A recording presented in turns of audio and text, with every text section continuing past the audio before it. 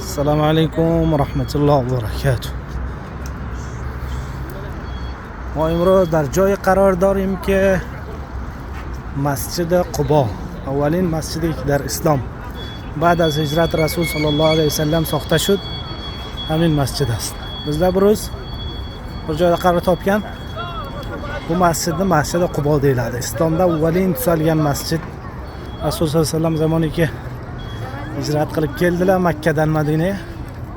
Shu yerda tuzalib oldi. Nomi Masjid Qubo yod bo'ladi.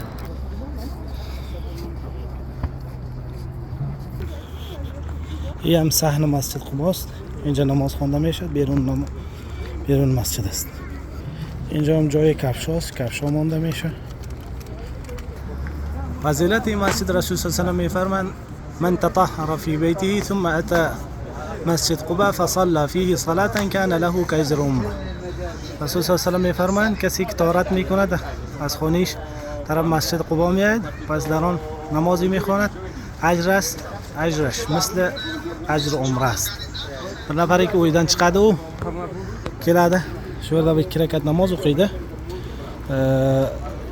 Alloh taolo unga umrani ajrini beradi. Mana bu ham darvozasi.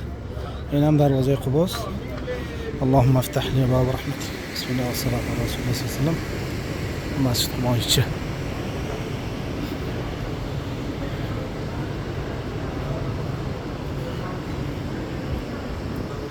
Masjid Qubo.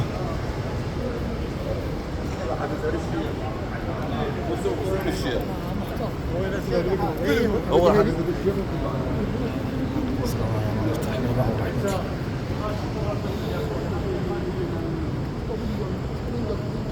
آخر مسجد است.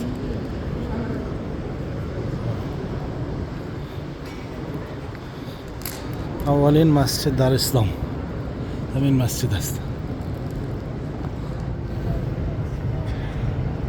إن الذين آمنوا وعملوا الصالحات أجر من لا يضيع أجر من أحسن عمله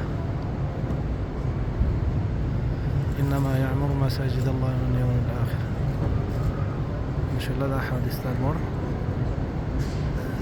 ما بهذا المحراب ما بهذا شق يبلاده ما به مسجد وانينج محرابه و منبر buraya chiqib xutba aytadi. Shanba kunlar kelib bu yerda namoz o'qilar. Rasul sollallohu alayhi vasallam piyoda kelib yo markabda kelib shu yerda shanba kunlar namoz o'qardilar. Sunnat namoz o'qish bu yerda kelib.